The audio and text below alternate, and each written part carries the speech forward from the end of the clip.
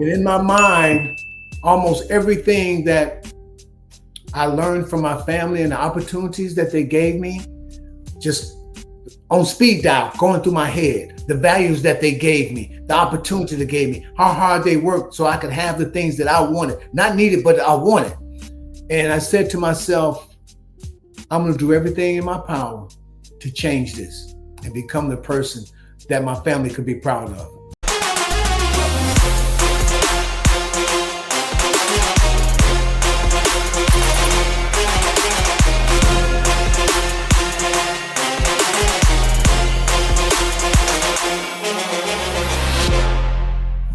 Welcome to another edition of the Journey to Freedom podcast. And each time we get to do this, I even learn more. I get more excited.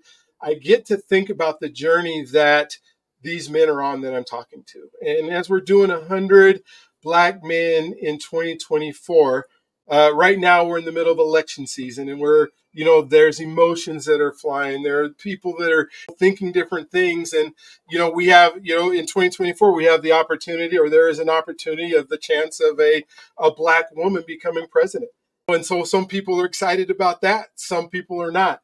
But what's truly, when I think about doing the things that you need to do in order to become the person that God created you to be.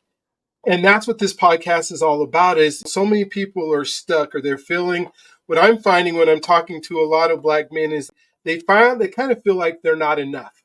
Whatever happened in their lives, whatever they were told, whatever was part of their past, somehow they get this idea that they're not enough.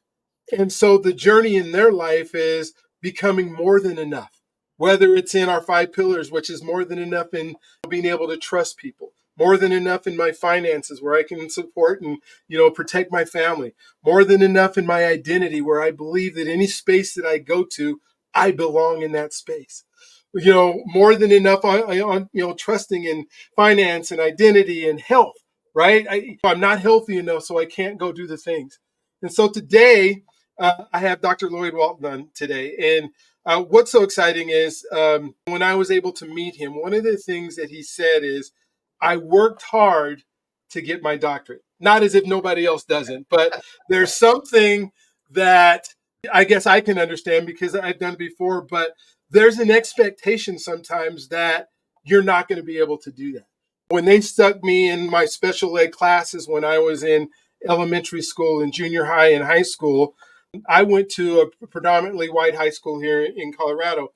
And what was kind of amazing, we had, Dr. Lloyd, you probably were amazing because you're from Chicago and this probably didn't happen. But my graduating class was 750 people. There were 3,500 people in my high school. There were 35 people of color in my high school. So out of the 35 of us, 20 of us were in special ed classes, which says something. Why are we not in the mainstream? And I do have dyslexia, and I don't know how much I deserve to be in there. But I can remember, my English teacher getting so frustrated with my inability to spell, as if my life depended on my ability to spell, as I think about it now. And she just pretty much told me I would amount to nothing. And so there began my quest. And I know you have, probably some similar stories. I'll let, Dr. Walton tell his story, but, an incredible athlete that was able to play in professional sports and was able to even be part of a players association for several years and help other young Black men get through that process. And so, to think of all the things you've done in your life and the things that you've been able to accomplish, I'm sure there's some people that you grew up with that didn't make it the way you did. And there was some reason and some clues, and hopefully we'll discover some of those clues today. I say this all the time, success leaves clues. I think Jim Rome said that, and I took it from him, back when. But success, especially in our lives, when we think about our upbringings, and some of us had dads, and some of us didn't have dads, and some of us got it with the wrong associations, and some of us found great mentors. And so I'm excited to hear your story today. I'm excited to chop this up with you and kind of talk about what it's taken in your life. And so, as I've told the rest of my guests, please start in your story wherever you would like. If it's from the womb, we'll start there. If it's from Whatever you want. I would love to just hear, because I'm so excited. I don't want to take up any more of this time because I want to hear from you. So thank you for being on the show today. Well, thank you for having me. I want to say, start by saying that several of the experiences that you've shared, I've shared very similar. Going to a Catholic Irish high school was not my choice. It was the choice. Gosh, I should have started somewhere else. Let me start this by saying I was the first male child born in my family in 40 years. Okay. Whoa. Wow. Yeah. Okay. Yeah, let's start there. Okay. So I lived with my aunt and uncle who didn't have any kids. My mother worked 3 jobs. Being the first of 40 years, I was catered to. I was well taken care of in every area of my life, of my young life. You know, I knew nothing about being poor, but I realized today, you know, there's some things we didn't have. My aunt and uncle didn't have a car, for example. You know, we moved a couple times. But what I had more important was the presence of a man and a woman. And I had the presence of always feeling like a priority. Wow. I was loved beyond what probably I deserved as a little kid. But so from that point, you know, I had everything that a young man could want. I got love, I got a roof over my head, I got plenty of food, I got clothes, I got all those kind of things. And I lived in a neighborhood where everybody else was probably on the same plane. Mom and dad worked, mom kind of stayed at home. They had a number of brothers and sisters. And so they lived what we felt like was a life of wealth and health because of that. We didn't know until we got introduced to the other side of the track how little we had compared to them. Not how little we actually had, but compared to them. I fell in love playing baseball, football, basketball, running track in the same neighborhood. And one thing I'll say about where I grew up in Chicago Heights, they had one of the best structured sports programs for youth that I ever could remember, and even that I've seen up until this age. And so we played, our 9 to 15 guys played on the same team, whether it's baseball, basketball, or football, all together. We walked to school together. We did everything together. And some of us remain friends to this day. I started playing baseball. I fell in love with basketball just one day, and just loved to hear the sound of that ball going through the net. But I wasn't a good student, okay? What I thought about school was that it was just a necessary evil. I kind of wondered, like, who came up with this school thing? You got to go to school, right? Yeah. My journey was, my love for my journey was friends, girls, and basketball. Outside of that, what else would be more important? So I fell in love with the game of basketball, played it, you know, loved it, lived with my aunt and uncle in this suburb called Chicago Heights. At one point in time was one of the poorest in the country. And one day my mother, grandmother, and aunt decided that I needed to get out of that environment. And they came up with this idea because my mother worked with a lady who had 2 kids in a boarding school. And the boarding school was in North Carolina. Palmer Memorial Institute. Okay. And there was a lot of things going on in our community. A lot of things started happening with drugs and gangs and things of that nature, although none of those things had affected me at that point. But they had vision enough to know that this is the way it was evolving, and that they wanted me not to be to succumb to any of that. So they sent me, in the middle of my freshman year, they sent me down to Palmer Memorial Institute. And let me just tell you, man, right off the bat, I hated it.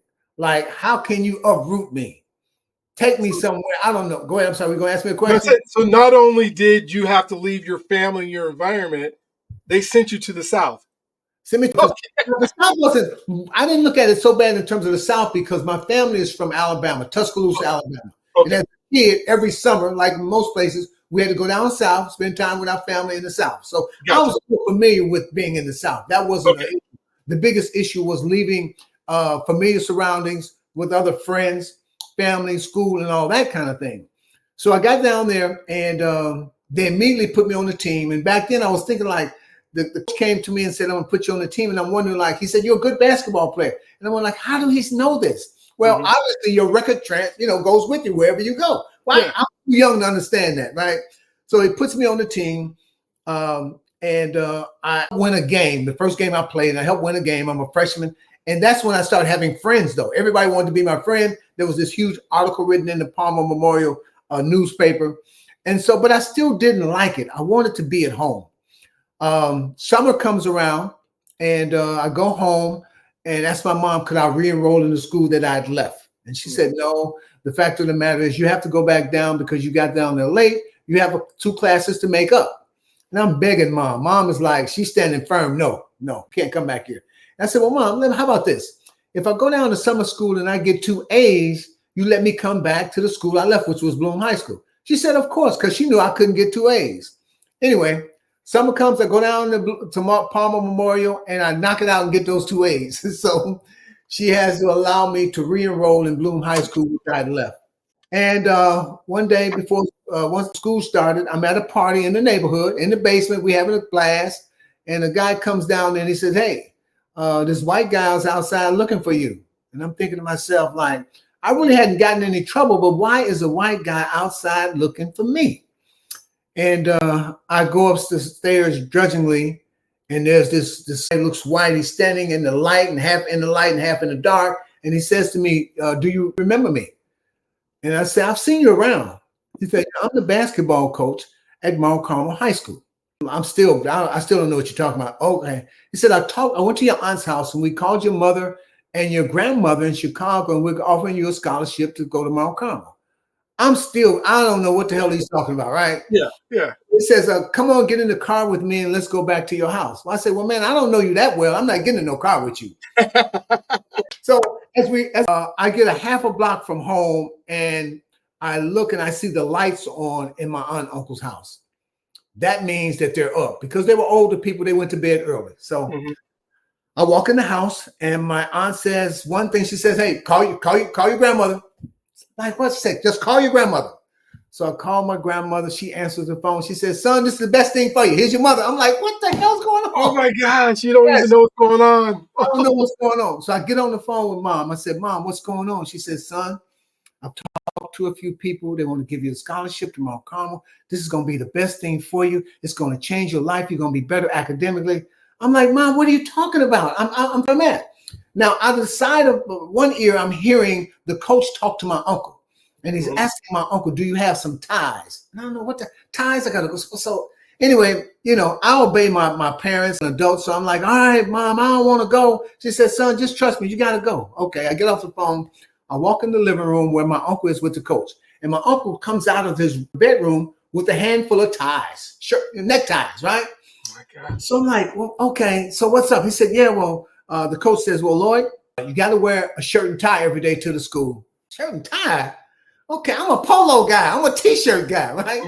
He says, and the other thing, that it's school. A Catholic school. I'm a Baptist. What's going on?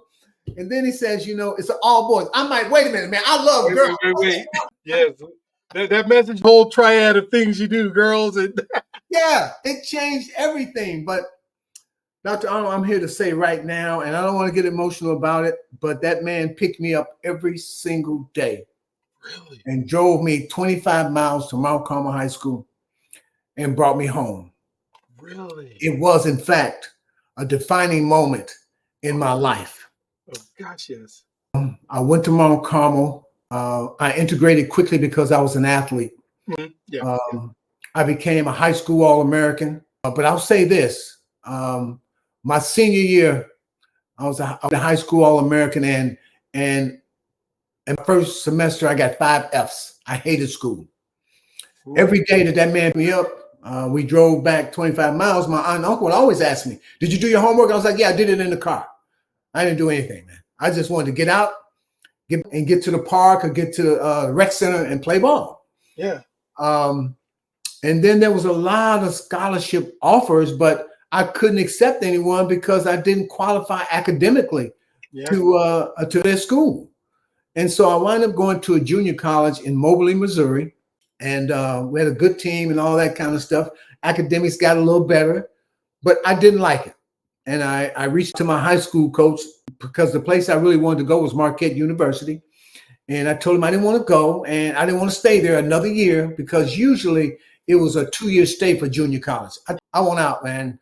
So he wrote me back. Wasn't no cell phones back then. Of course not. No. I waited for the letter, and he sent me the letter saying, Marquette really wants you. And so when you get back home this summer, we'll figure it out. So I left Moberly, and Marquette took, to me, an extremely long time to work things out. I didn't find out till 30 years later what took so long. And what took so long, again, was academically. So they had to find a program. It was called the Equal Opportunity Program for minorities. And you could enter school through there, but you just couldn't play your first year. Gotcha. So that's how I got in Marquette. It was a dream come true. I was a good player. Played for the national championship my sophomore year. We were always ranked in the top 6 teams in the country. Became a collegiate All-American. And my academics did get a little better even there. But then, lo and behold, I got drafted by the Milwaukee Bucks, which was in the same city as Marquette. And I thoroughly enjoyed that, man, because most kids at that time, it wasn't like it is today, but you want to play. The NBA wasn't on TV all the time like it is today. And so I got an opportunity to live out my childhood dream as well as get paid for it, even though it was a lot less, considerably the guys get paid today. Yeah. And I played 5 years. I enjoyed the life. I mean, I really enjoyed the pro life. And what happened was I enjoyed it too much. Okay. And I started using drugs. I got on cocaine. And I became less than a good basketball player because I spent more time using drugs. My skills were diminishing in the whole 9 yards. So after 5 years, I didn't get another contract. And I went on an 8-year binge in my life of using cocaine. And there's a documentary on my life. And I want to tell this part because this is where it really changed my life. I'm in a drug house using drugs. And a guy comes in and he wants some of my drugs. And I'm like, man, I'm not giving you anything. And he looks at me and he says, oh, you just a dope fiend has been. Oh, yeah, whatever. So I finish my drugs. I go into the bathroom, use them. And above each sink in most bathrooms is a mirror. Mm-hmm. And as I'm washing my hands, I see exactly what he characterized me as, a dope fiend has been. And in my mind, almost everything that I learned from my family and the opportunities that they gave me, just on speed dial, going through my head, the values that they gave me, the opportunity they gave me, how hard they worked so I could have the things that I wanted, not needed, but I wanted. And I said to myself, I'm going to do everything in my power to change this and become the person that my family could be proud of. So I left there. I got a friend who drove me to her house. I spent the night, and then I walked 20 miles the next morning to the hospital. You walked 20 miles? 20 miles to the hospital so I could get treatment. Mm-hmm. And I got in the hospital and told the lady, the nurse, I'm here for treatment.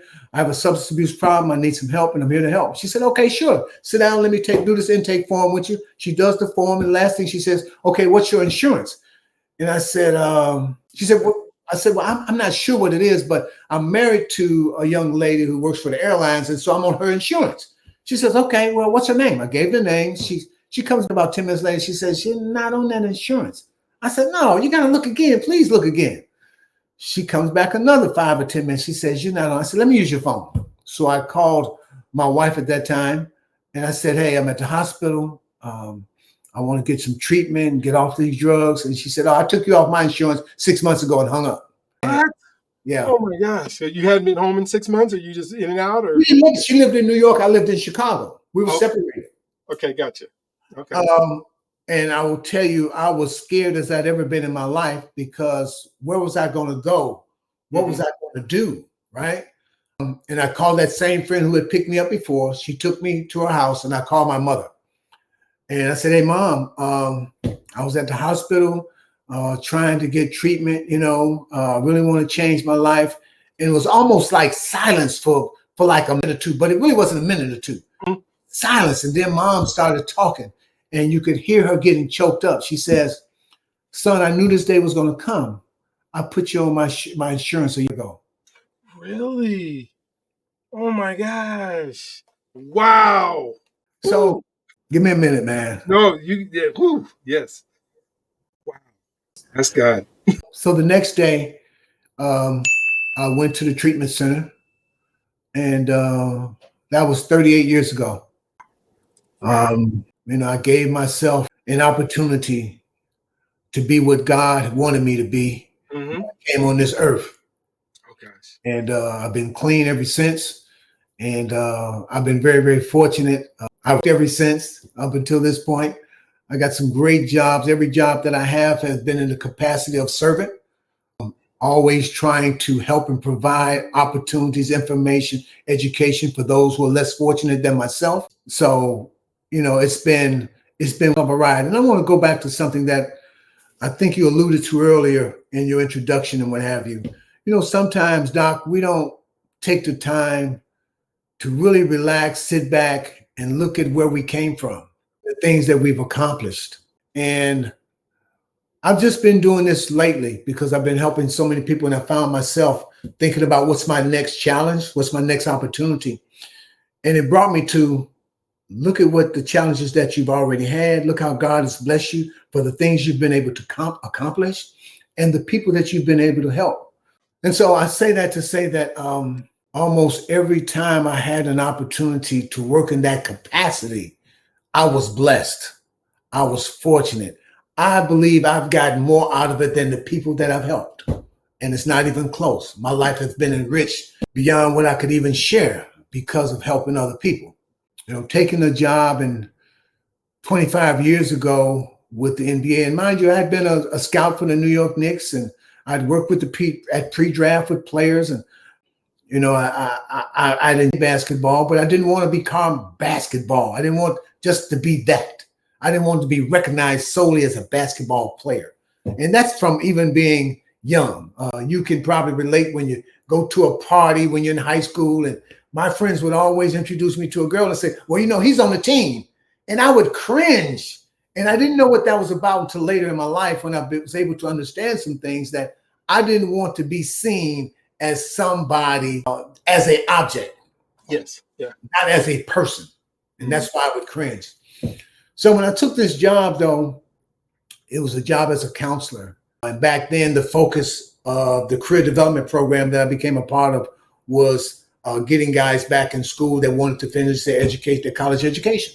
Man, did I have some unbelievable opportunities with guys. And the biggest opportunity out of 25 years was an opportunity that I found that I wasn't looking for.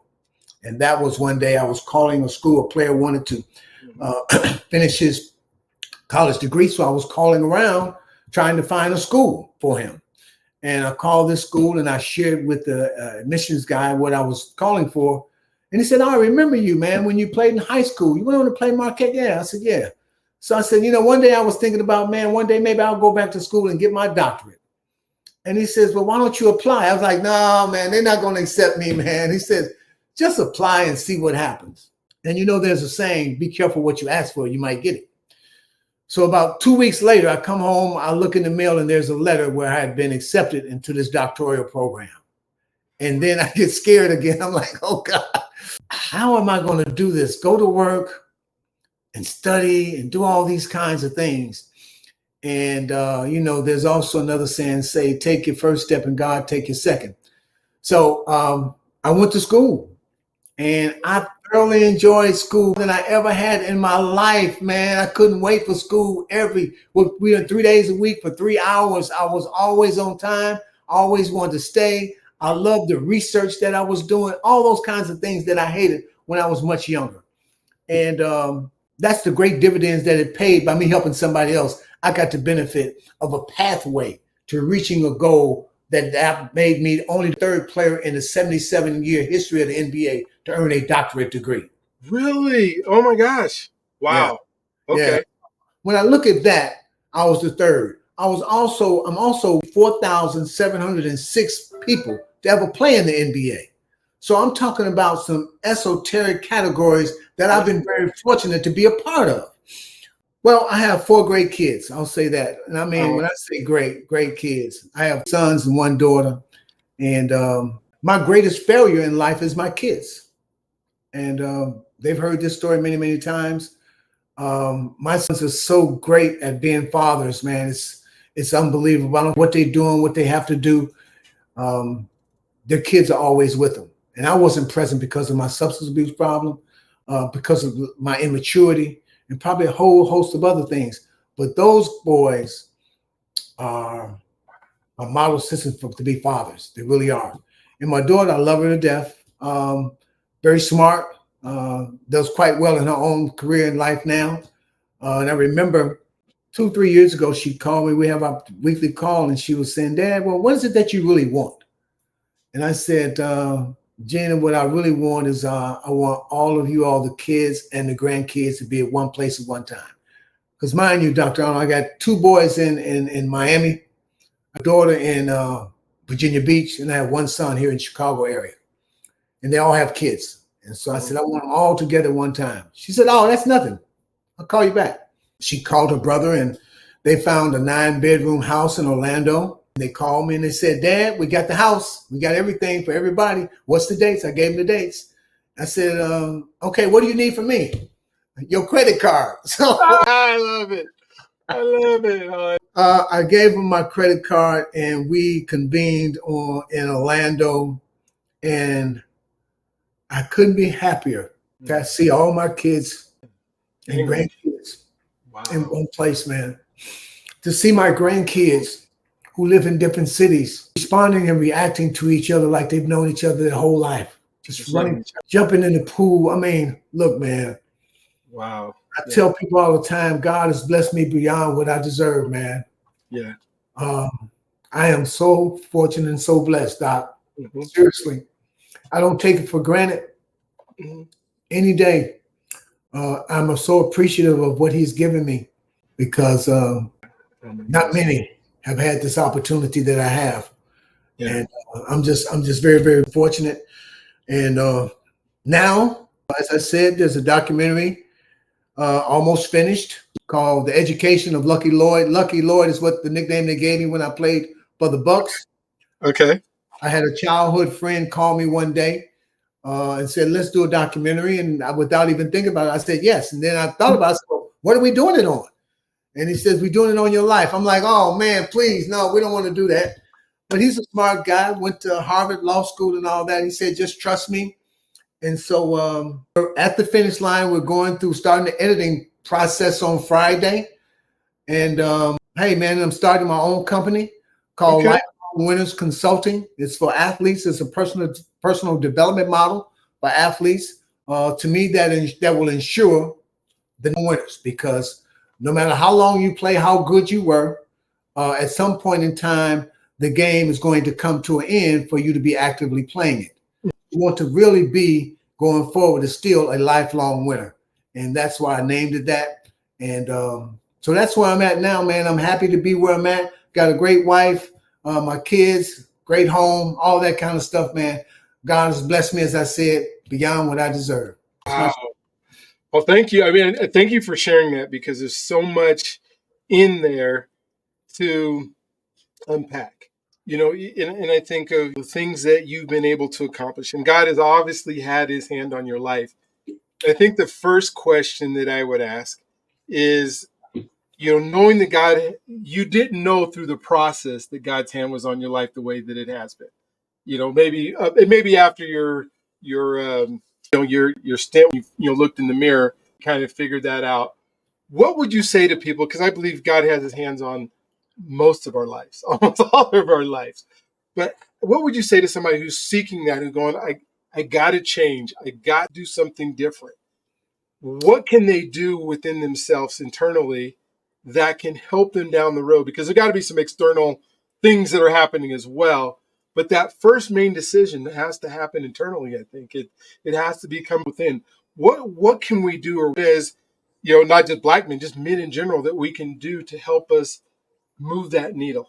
Well, I think, Doc, first of all, you have to be honest with self. The easiest thing to do, particularly if it's a substance abuse problem, is to tell people that love you and care about you, I'm going to change, I want to change, okay? But it means nothing without some action, okay? And it says, your actions speak louder than words. because I had told my family and friends the same thing. You know, it wasn't until I hit that rock bottom till that guy said what he said to me. And I think it was a culmination of me wanting to, or saying I wanted to, but didn't really want to, in the depths of my heart and soul. I mean, really want to, until I heard that. And then when I heard that, I took the action. Remember, I walked 20 miles, right? I didn't use that as an excuse when the nurse told me that I wasn't on insurance. And my wife at that time said, you know, I took you off the insurance. I didn't use that as an excuse. I didn't know what I was going to do, but I made the next important call. That was to my mother. And we have loving mothers that will always be there and have our back. At least that's my experience. And then when she said, I put you on my insurance a year ago because I knew this was going to happen. Again, my pathway was open for me to move forward. And I remember walking to that hospital after they did all the information and stuff like that. And I remember they gave me my room.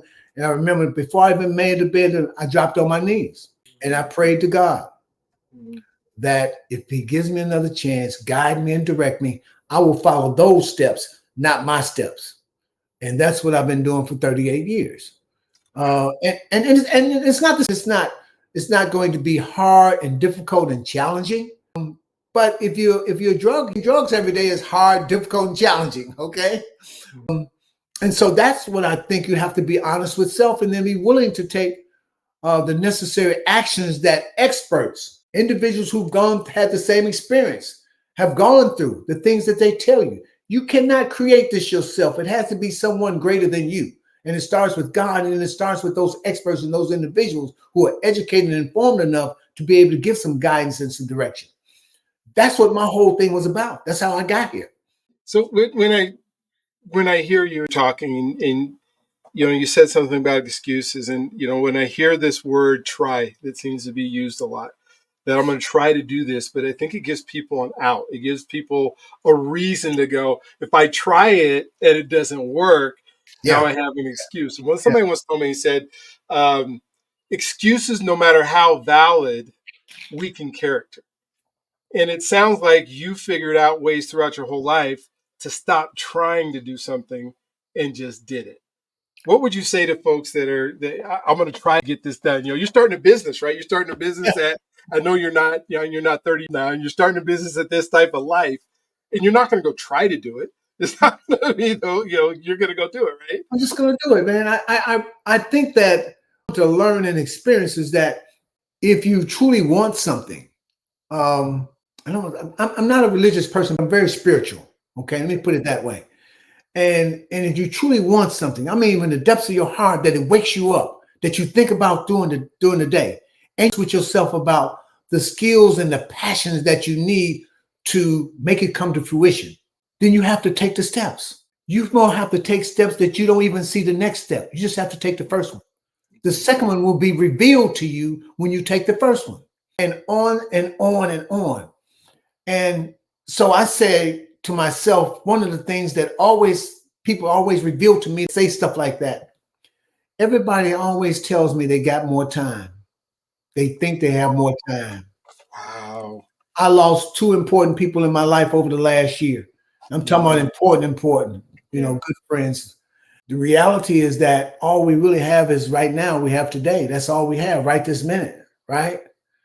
And you don't wait. They cannot be cultivated without you taking a step towards them, right? So lifelong winners was something that I've been thinking about the last 10, 12 years, honestly. I'm helping all these athletes put their life on track to do things that they want to do, whether it's in a different industry, whether it's education, doesn't matter what it is. I was always there to help to coach and counsel them. And so what would make me think, honestly, that I couldn't do it for myself if I've been doing it for the Players Association? You've been doing it, yeah. You've been doing it all this time. Now it's just structured in a different way, right? All I had to do was EIN number. formalize it, do it all the legal stuff. That's it, right?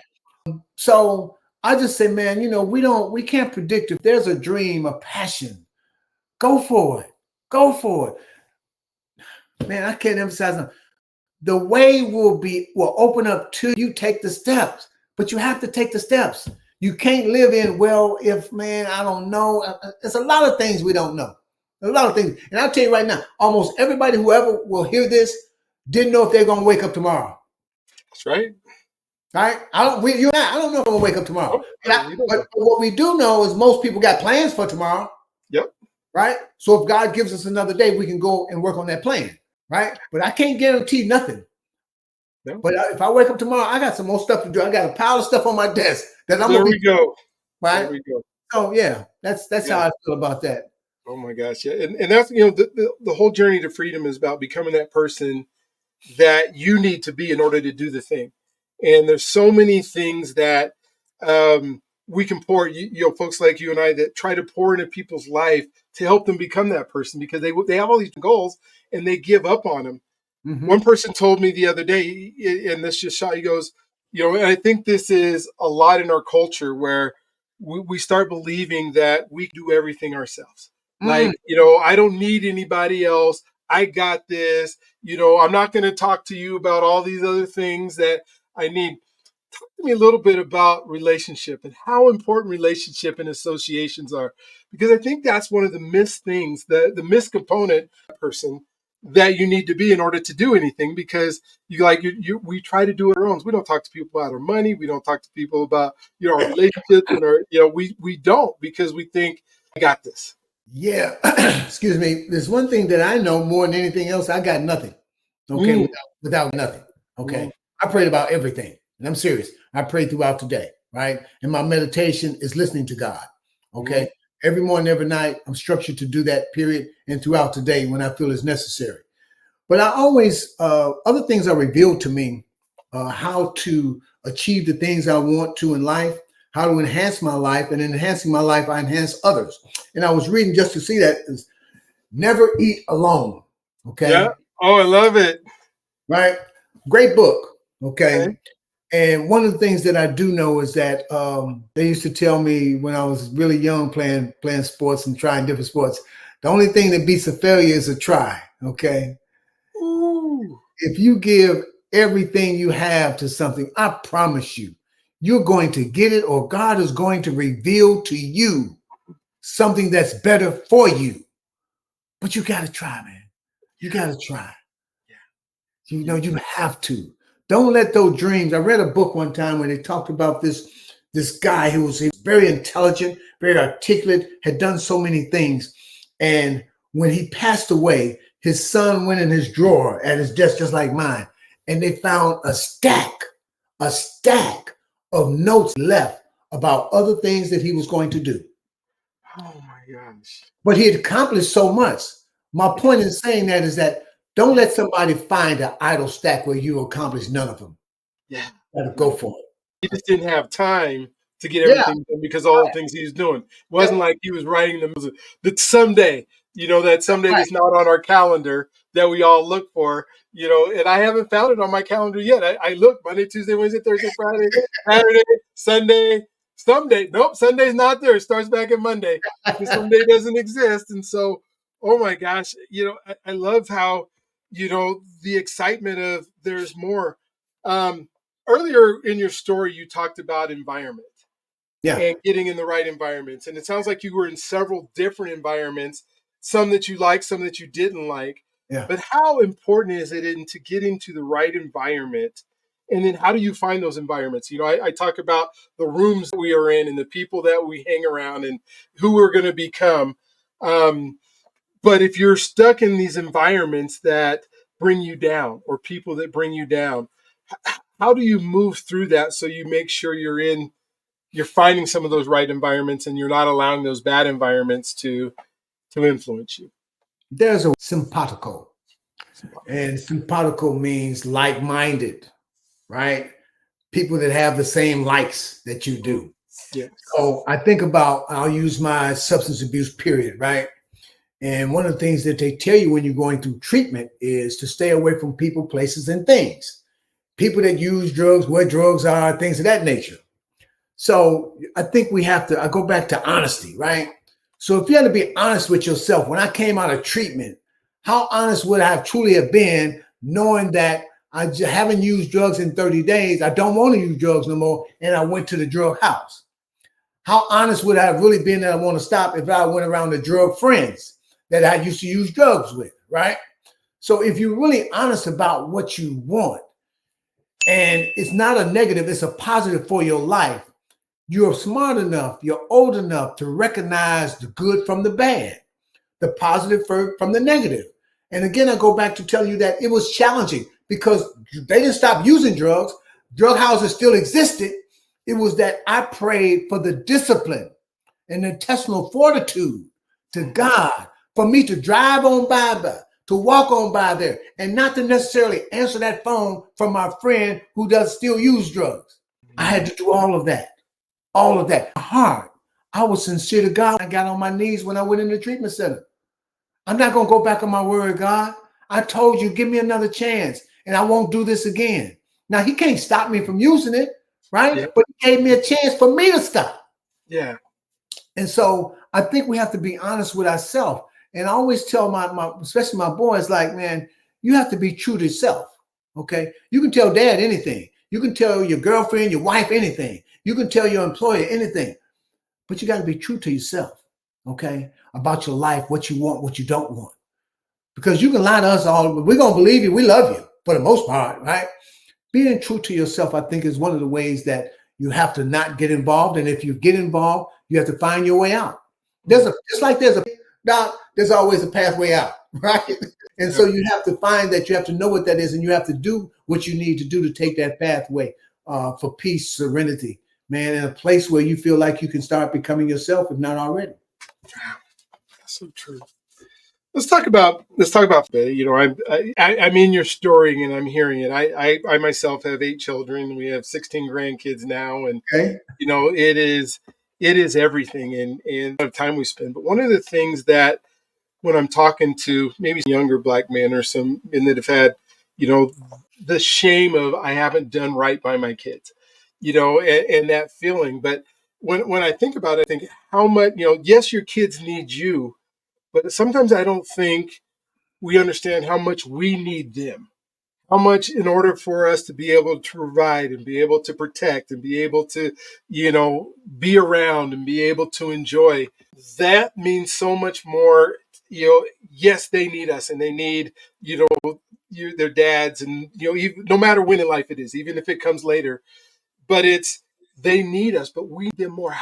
How can you express that to men, how much or how important family is to spend the time figuring it out, even though it may be hard? You might have an ex that says, I don't want you kids, or I don't want you to hang around, or I'm going to make it hard for you, or, all that. And I know as you play, as part of the, Players Association, you probably came across that more times than not. But how do you help somebody go, no, it doesn't matter all these obstacles. This is something important. Well, one of the things that I think we have to lean ourselves on is, and this is very, very touchy here, is one, you have to think about what environment did you come out of, right? Yes. Because we know some of our environments that people and young men come out of are so dysfunctional. We can't say, you have to, what you came out of. That's not what you want to do. But what you do want to talk about, I think, is what legacy are you creating for yourself and your kids? Now, my uncle went to work every day, but all of my friends that I alluded to earlier in this story had dads, they went to work every day and came home, right? So when I think about the thing I didn't really get was, because I saw my father 5 times in my whole life, okay? Only 5 times. And he was killed on his 51st or 52nd birthday. And I'd finally gotten clean. But so I couldn't use my father as an example. Yeah. I used my uncle, right? But here's the other thing. My uncle didn't have any kids, as I shared with you. My uncle didn't have any kids. So it wasn't like I could see how he dealt with the kids, right?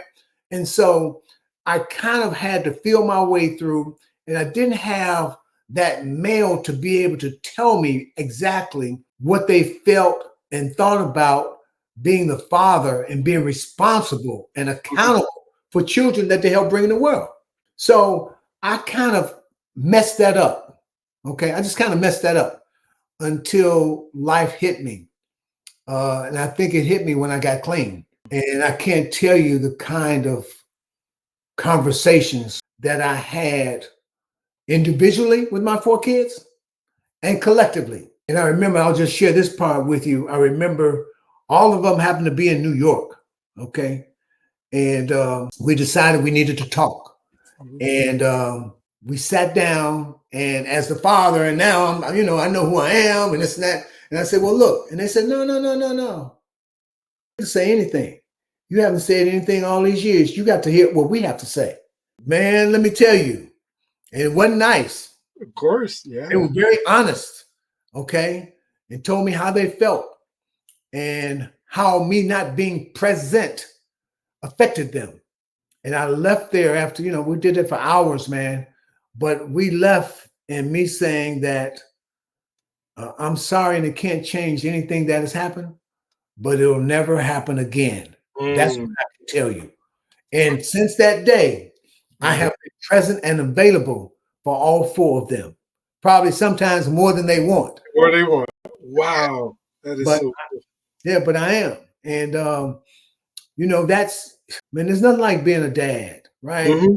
Being a dad. Like my oldest three didn't have me, but my youngest, man, from the day he came home, waking up in the middle of the night, changing his diaper. Yes, yes. Taking him to school on the first day, walking him down the aisle of the church to be baptized. I'm talking about, real moments in life where you're proud, where you know that you're doing the right thing about your offspring, man. These are the kind of things. And then teaching them sports. My son was a good high school football player, was a top 100 player in the country, got a scholarship and played at Michigan. And I was there for every step. My meeting, he's on the field, I'm watching him, perform. Hey, man, I don't know if there's any better honor than to actually have your child love you and tell you thank you. Oh, my gosh. Yeah. Oh, my gosh. Yeah. Tell you thank you. Because, we do stuff for our kids. It ain't nothing about no thank you, man. Of course not. No, it's just because you love them. You just do it. This is the right thing to do. Yeah. But they tell you that, man, it's just my heart, man. I can't tell how many times I broke down because of the times when I wasn't there. I was needed. I was needed and I wasn't there. And now to be able to do the right thing for the right reasons and hear them say thank you, only God can make that happen, man. Yeah, when you think about identity, like who we are, we both have our doctorates, we've both been athletes, you've hit the pinnacle of so many things, but the identity of being a dad, it's a special. even if you do it, you're not, but you're present, right? You're there and you're doing the things now that, you think of your grandkids. I mean, they get to see that example, right? I mean, it's like, oh my gosh, I don't know if there's like you said, a greater honor or a greater thing that you can do, because what it means to you as a man changes who you are for everything else you do. Yep. It really does. And there's so many people that don't get to experience that. They're so stuck in I didn't do it right at first, or I didn't have the example, or I did whatever those excuses are, or because they don't realize how fulfilling it could be. And I guess my thought would be to figure it out. Figure it out. If you're going to figure it out. Figure it out. Find a way, make sure it happens, because it is just as important to you. I'll say one other thing, Doc. If for a father particularly, please the approach to be a listener first and foremost. Gotcha. Yeah, there's many fathers, right, that know it all, right? They they don't want them to see, somebody's telling me the other day, I'm gonna tell my kids I love them. They already know. They just know. Like, I don't have time for that. They're gonna know because I tell them every time I talk to them. If we leave a conversation on the phone, I love you. That's mine too. Yep. It's just, oh my gosh. Well, one of the things, I'm getting ready to take a group of men as part of the Journey to Freedom. We're going to go down to Alabama and go to, Birmingham, Selma, and then we're going to go to Montgomery and go to the Bryan Stevenson Museum.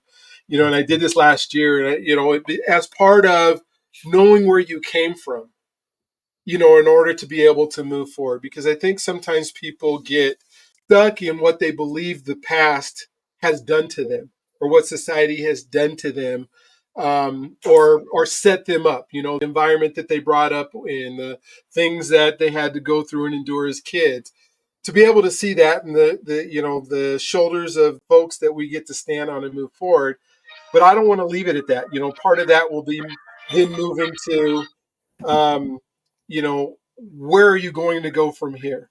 What do you think, in your mind, how important is it to know that whether it was trauma or whatever it is in your past, doesn't have to be in your past? Well, let me start by saying this. One of the things that I don't know if it's talked about enough, probably you and I got a great deal of this about what our ancestors were and what our ancestors had to go through for them, right? And so we don't really know a lot about our history. And we listen to too many people who don't want to tell us the true history of who we are, right? Yeah. So in order for you really and truly to become who God has planned for you to be, you have to have the historical version of it, okay, in my opinion. So when I think about the journey, that a forced journey at that our ancestors had to take from Africa to America, right? And there's no journey that I ever could imagine could have been more challenging than that, right? So what journey can I say, well, I got to do all this and look at the journey that they were forced to take, okay? That's why you need to know your history. Mm-hmm. And then I think about this, and I was sharing this with my mother, I think the other day. Every generation has had more than opportunities than the previous generation, but they've accomplished less. Why is that? And I'll go back to when you sent me the 5 questions. I had to think about it. And it's because we don't have a real history of who we are and what we came from. I mean, when you think about the things they're trying to take out of school, let me tell you, my grandmother, who was my rock, she lived to 96, Tuscaloosa, Alabama, loved school, had to drop out of school in the 3rd grade to go work in the cotton fields to help support the family. How am I going to complain about any job that I have when she had to work in the cotton field and love school from the 3rd grade on? Some of my history, the way my excuses about that I would come up with. She used to say to me, even later on, that she didn't understand why she would hear these stories about kids being disciplined in school, being put out of school. And she would say, I don't understand why they don't want to learn, because these are things that's going to help them have a better life. I would die to have gone to be able to go to class and sit in there and read and write. Our history is so vital to our future. And I know I came through community parks and schools where there were Black teachers, okay? And when I was ever in the presence of Black teachers, I got more information. This ain't no knock to any other race. It's a fact. I got more insight about who I was in the presence of Black teachers than I did white teachers. That's why it's important for Black men to be in schools, educating our kids so they can see them, they can hear them, as well as Black women. But I know for a Black boy, he needs a Black man to be able to see him every day. It really hit home when I know I got so many stories, but I want to just tell you this, that my youngest son, who I was able to do the whole picture, right? So one day he said he had to do homework, might have been in 3rd grade, and he had to draw a picture of his dad. And I said, well, let me see the picture. And he had a picture of me walking down the steps with my briefcase. That's the kind of image that we got to give our kids. My pants low, and if you want to wear dress, but I like weed all day. Come on now. Yes.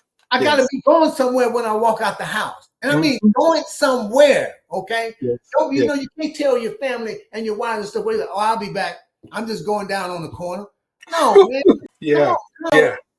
I'm glad you asked me, Doc, but there's just so much. And I know I ain't the only one that's had these kind of experiences and have this kind of promise, right, for our next generation. But I do. I want so much for them, man. I really do. Because it's right at your fingertips. It's right there, man. It's an effort that you need and a sacrifice that you got to make. And you can have it. Yeah. Oh, my gosh.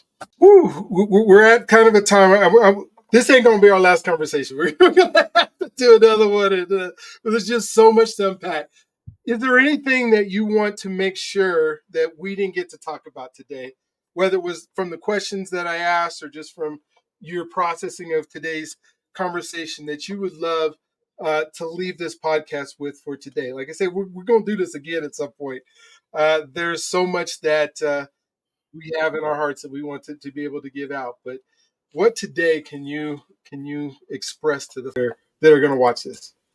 Dreams are a series of thoughts and images and sensations occurring in a person's mind, right? During sleep. You have to dream your dream before it becomes true. And you have to dream and not be asleep. You can dream and be wide awake. Because when you're wide awake, you can envision yourself being wherever you want to be and being the person you want to be. There's nothing that I've accomplished in my life, Doc, that I didn't first see myself in there before I got there. Okay. And that's critically important, that you can see yourself where you want to be. You can see yourself being a father. I could see myself with my eyes clean and my clothes clean. I could see myself walking into an office. I could see myself walking across that stage and being hooded with my doctorate, man. I could see myself going to the NBA. And there were some doubts in all of those things.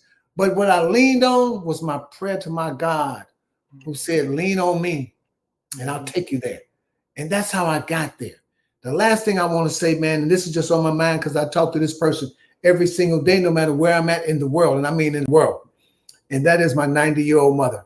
I want to just make her proud that her sacrifice was not in vain. And everything I do, I want to make sure I represent her the right way, man. And I love my mom to death, man. Thank you, man. That is so good. Thank you for being vulnerable today. Thank you for being on this show. When I think about what you just said about dreams, everything that we do comes from a dream or a thought and things that we want to be. And we can spend so much of our time also dreaming about the things that we're scared of or the fears we have or the things that we can see ourselves in situations that are not good. And you have that choice of whether you want to dream of things that you want to accomplish or dream about things that possibly could happen. That's what the book I wrote is about. And to have you come and talk to us today and have you literally talk about your life, and your life was one dream after another. And I appreciate that because there's so many people who are stuck in, I dreamed it, but I didn't take action, as you said. I thought about it. I made those stack of papers for the person who didn't do it and said, these are all the things that I want to do. I wrote down, because that's what we tell people to do. We tell people to write down your dreams, write down your thoughts. Right. But we forget the part of, okay, but you got to take action. And with that action comes a discipline. When you make a decision, and that's my next book is, right, it's called The Decision Formula, but you make the decision of, okay, what disciplines do I now have to have in order for this to happen? If I want to be a professional basketball player and I only want to take free throw shots once a month, then I'm never going to have the discipline to be able to do it. You told us that you went to school, you went to practice, and then you came home and went to the park and played some more.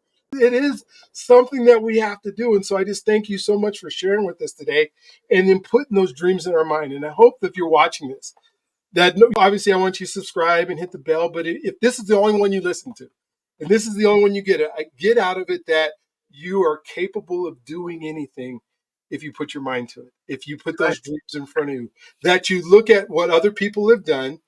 And I'm not saying create something new. There's nothing new under the sun. Go ahead. I was going to say, because we mentioned earlier, I want to just say this: success have footprints. Follow them. Amen.